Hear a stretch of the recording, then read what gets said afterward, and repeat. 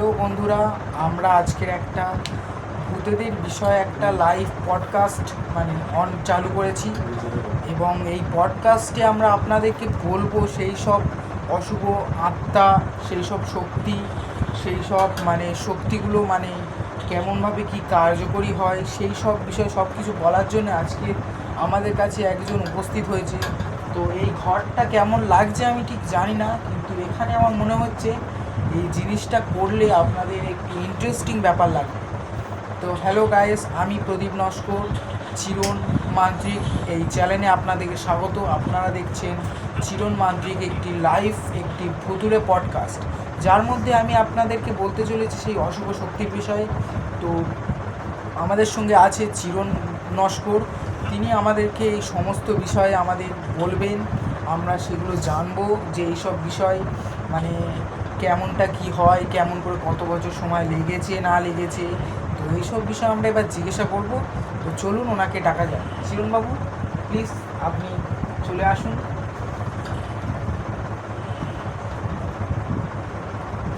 তো চিরণবাবু আসছে আমাদের কাছে।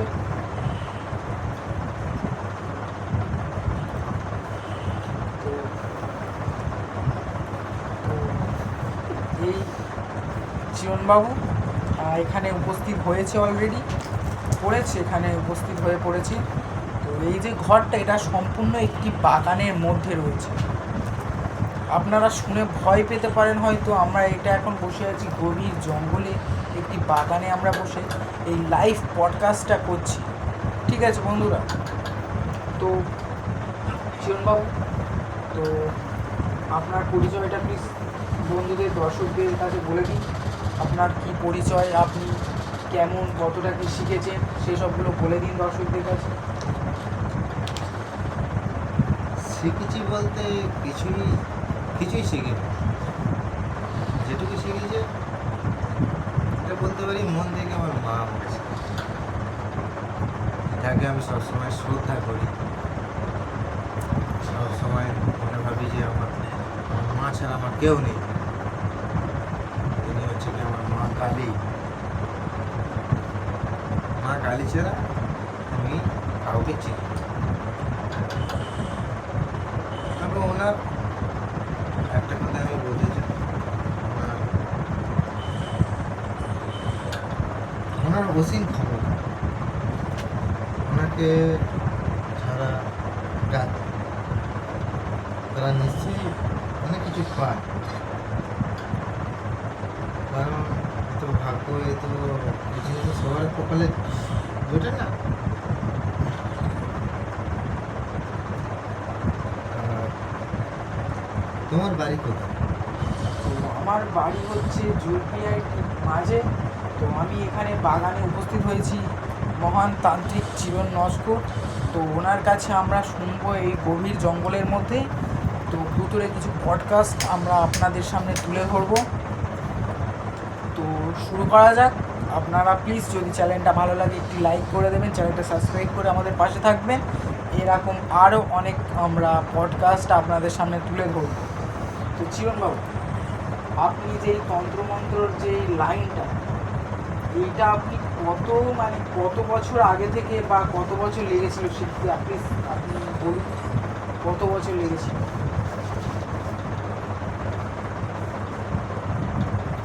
দেখো, একটা কথা আমি বলছি, এটা কোনো বছর নয়, কোনো মাস নয়, কোনো দিন। মাকে যদি ভক্তি করে জাগা যায় তবেই কিন্তু সে মুক্তি লাভ পায়। যেমন হচ্ছে শ্রীরামকৃষ্ণ। শ্রীরামকৃষ্ণ মা ছাড়া কিছু চেনে না। শ্রীরামকৃষ্ণর স্ত্রী যখন বলেছিল যে স্বামী আমি মা হতে চাই, তখন শ্রীরামকৃষ্ণ বলেছিল, হে সারদা মাতা, তুমি মা হবে এই কথা? তুমি তো সবার মা, তুমি প্রকৃতির মা, তুমি ওর মা, তুমি তার মা, তুমি এত তুমি তোমার সন্তান, তুমি কেন আমার প্রতিবেশী সঙ্গে কেন মা হতে চাও? যেরকম বাবা মা থাকে সব সময় মা মা মা মা করে কী পেল লাস্টে তারাপীঠে কৌশিকী রূপে মাকে দর্শন করে। তাই এইটা হচ্ছে কি সিস্টেম। মাকে একদিনেও পেতে পারে, মাকে 10 দিনেও পেতে পারে, মাকে 6 মাসেও পেতে পারে, মাকে 1 বছরেও পেতে পারে, উপরন্ত সারা জীবনও লেগে যেতে পারে। সে তো এ অবশ্যই। কখন কোন ভক্তিতে মাকে পাবে সেটা কেউ জানে না।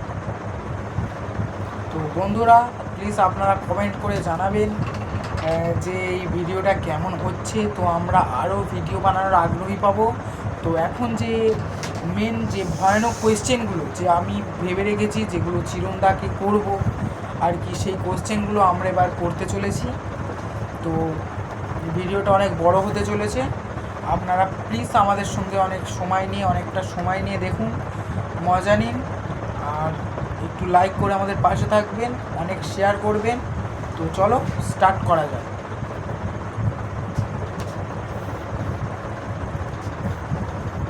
তো চিরণবাবু নিজের একটি দরকারি কাজে গিয়েছে, তো সেখান থেকে এক্ষুনি ফিরে আসবে, এসে আপনাদেরকে জানাবে। তো চিরণবাবু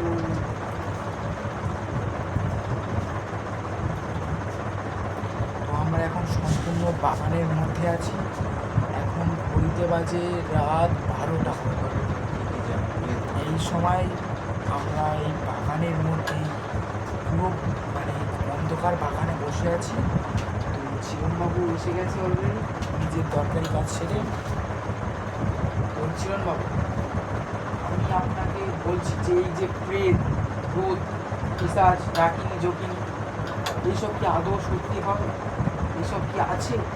বা এসব থাকলে এসবের কাজ কি, বা আপনি কি জানেন সেগুলো যদি দর্শকদেরকে বলেন।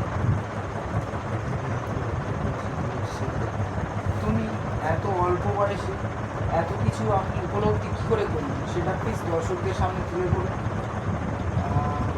বলুন আপনার জীবন সম্পর্কে, আপনি কোথা থেকে শুরু করেছিলেন, আপনার কি গুরুদেব ছিল, আপনি কেমনভাবে কী করেছিলেন, প্লিজ দর্শকদের সামনে তুলে ধরুন। ভিডিওটা বড় হতে চলেছে, আর চুপ করে থাকবেন প্লিজ। দেখ, আমার ছোটবেলা থেকে শখ ছিল যে আমি মায়ের দর্শন বা মায়ের সঙ্গে থাকি, মানে আমার আমার আমার মাকে দর্শন করবো, এইভাবে আমার মানে মনোভাবনা ছিল। আমার ছোটবেলা থেকে সব আমি মানে সাধনা করব, এইটাই আমার ছোটবেলা থেকে যে আমি মায়ের সাধনা করব। তবে আজ পর্যন্ত কী করতে পেরেছি আমি জানি না। তবে গুরুদেবের কৃপায়, মায়ের কৃপায়, মায়ের আশীর্বাদে, গুরুদেবের আশীর্বাদে যেটুকু শিখতে পেরেছি সেটুকু আজকের করতে পারি। তবে সব কিছু নয়, কিছু কিছু আমি বলতে পারি, কারণ এ বুঝবে না তো, ঠিক আছে? এটা বলে যায় না, এটা এটা এটা এটা হচ্ছে কি যেমন ইন্টারনেট মানে লাইফ, এগুলো লাইফে বলা যায় না, এগুলো আমি বলতে পারি।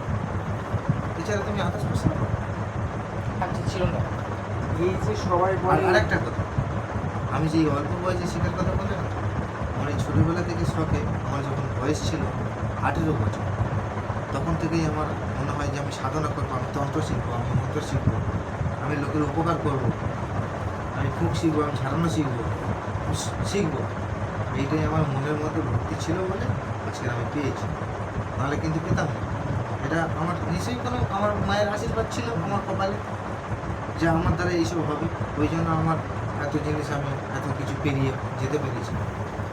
এইটাই হচ্ছে কি, আমি অল্প বয়স থেকেই আমার এটা আগ্রহ। আজকের আমি মায়ের কৃপায় যেটুকু জানি সেটুকুই আমি দর্শকদের লাইভে, এছাড়া আরও কিছু। তো চিরন্দা, এই যে সবাই বলে এই যে বশীকরণ, বা এই যে বশীকরণ সবাইকে বশ করে নেয়, যে বশীকরণে বশ করে এর কাজ ওর কাছে বা বিচ্ছেদ, তো এই যে ব্যাপারটা আছে, এই ব্যাপারটা কি আদৌ সত্যি, বা এটা কি সত্যি হয়? হয়। তো আপনার লাইফে কি এমন ঘটনা ঘটেছে? হ্যাঁ, ঘটেছিল। হ্যাঁ, আমিও কাজ করেছি, কিন্তু জেনে শুনে, যে কার দোষ কার অন্যায়, এইসব অনেক রকম ব্যাপার আছে। কারণ হচ্ছে কি এইসব কাজ করলে যত তুমি ক্ষতি করবে মানুষের, তত তোমার মন্ত্রশক্তি আস্তে আস্তে কমে আসছে।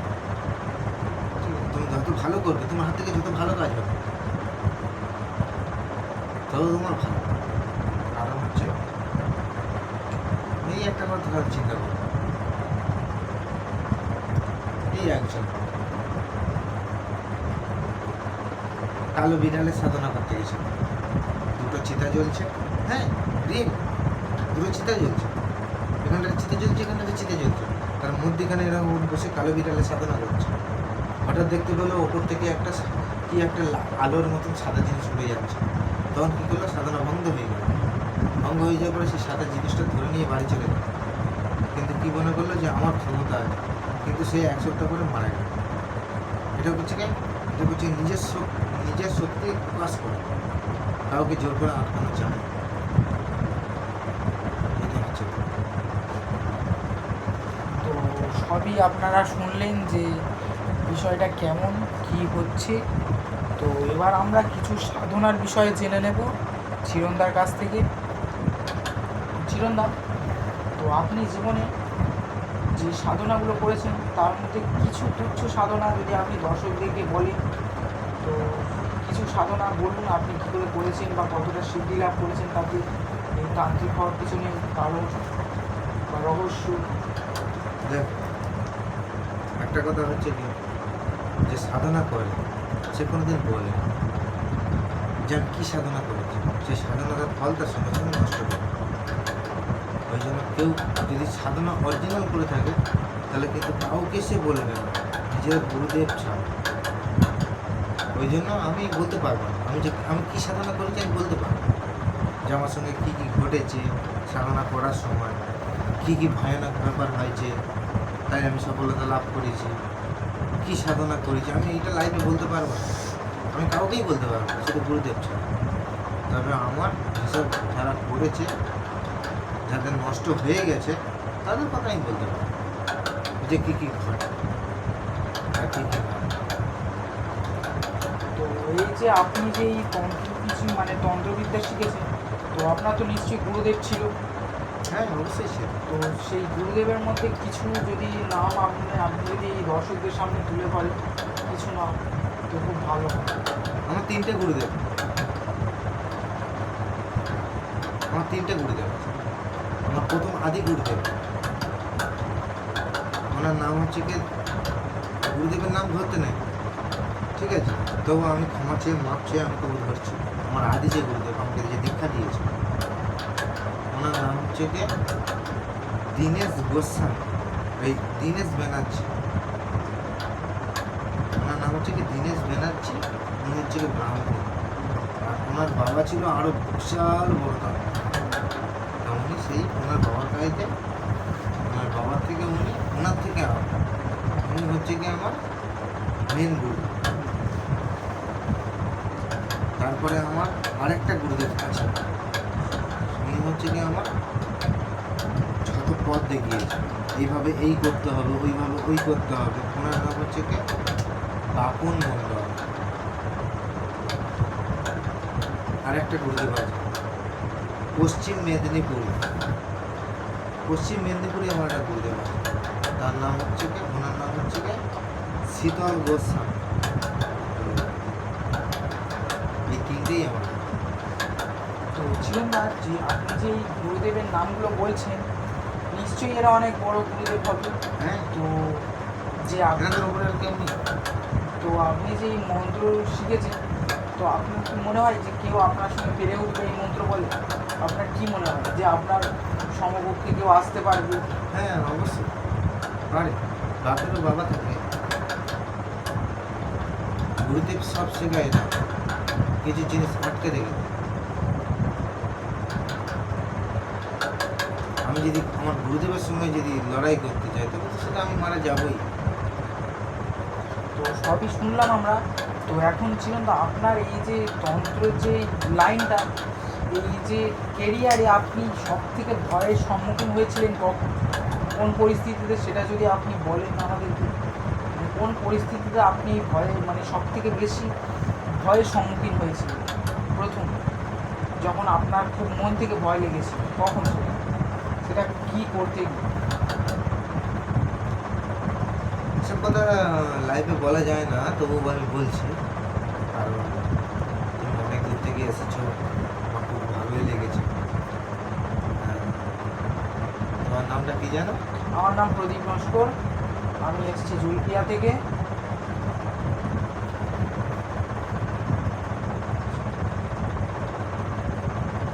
জুলপিয়া থেকে ডায়মন্ড হারবারে চলে আসবে। কারণ আমি শুনেছি যে আপনি হচ্ছেন একজন মহান মানে তান্ত্রিক, যে কিন্তু আমি তো কদিনের জন্য ডায়মন্ড হারবারে ঘুরতে এসেছি, আমি তো আবার জুলপিয়ায় চলে যাবো। কারণ আমার জুলপিয়াই হচ্ছে কি আমার বাসস্থান। তো আমি জানতাম না যে আপনার বাড়ি জুলপিয়ায়, তো এবার জেনে গেছি, হয়তো এবার আপনার বাড়ি প্রতিদিন যাব।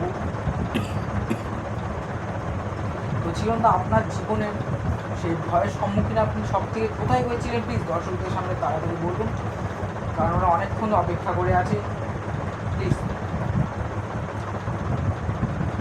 আমার গুরুদেব হচ্ছে কি আমাকে একটা সাধনা দিয়েছে, সেটা আমি করেছি। প্লিজ একটু জোরে। তা আমি জানি না, আমি প্রথমে বুঝতে পারিনি যে এরকম ভয়ানক ঘটনা আমার সঙ্গে ঘটবে। আমি একদিন গেলাম, ঠিক যে কালী পুজোটা, ওই যে কার্তিক মাসে যে কালী পুজো, দুর্গা পুজোর পরে যে কালী পুজো আছে না, ভূত কালী পুজো, ওটাকে আমরা বলি ভূত কালী পুজো, কার্তিক মাসে ভূত কালী পুজো। ওই দিন করছিল বুড়ো অমাবস্যা। তো বুড়ো অমাবস্যার দিন একদিন শ্মশানে গেলাম, গিয়ে কোদাল দিয়ে মাটি খুঁড়লাম, মাটি 2 হাতের মতন খুললাম, খুলে তার মধ্যে একটা ছিল ব্রাহ্মণের মাথা, একটা ছিল চারালের মাথা, আর একটা ছিল মুসলিমদের মাথা। এই 3টে মাথা,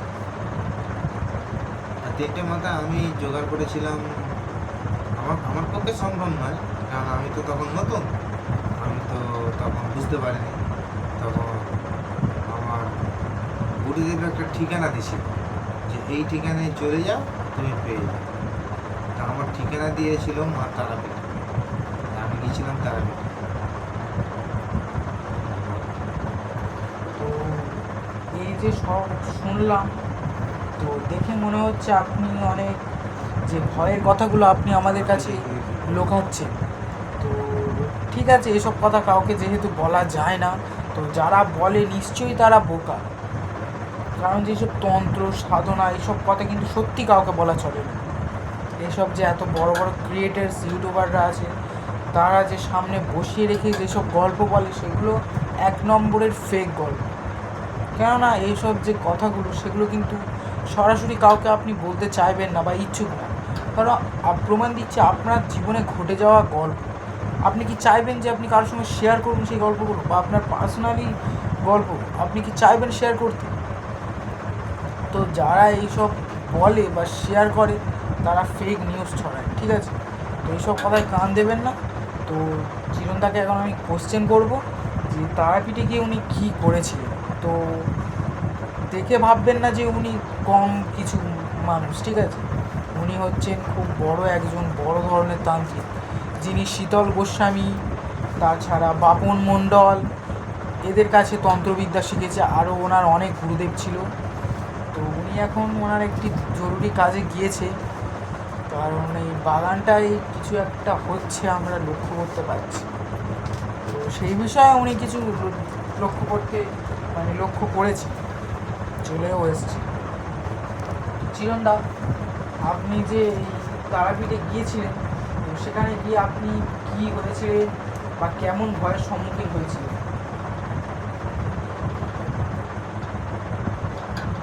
তারাপীঠে গেলাম, তারাপীঠে গিয়ে আমার গুরুদেব একটা গুরুদেবের নাম বলে দিয়েছিল, সেই গুরুদেবের নাম আমি ধরতে পারবো না, আমি ধরতে পারবো না, আমাকে ক্ষমা, আমি গুরুদেবের নাম ধরতে পারবো না। সেই গুরুদেবের নাম আমাকে বলেছিল যে ওনার কাছে তুমি চলে যাও, ওনার কাছে 3টে মাথা তুমি পেয়ে যাও অরিজিনাল।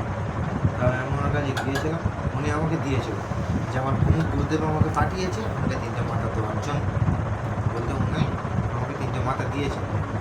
দিতে কালী পুজোর অবশ্যই দেখবে আমি শ্মশানে গেলাম। শ্মশানে গিয়ে কোদাল দিয়ে মাটি খুললাম 2-3 হাত। খোলার পরে সেই 3টে মাথা সাজালাম।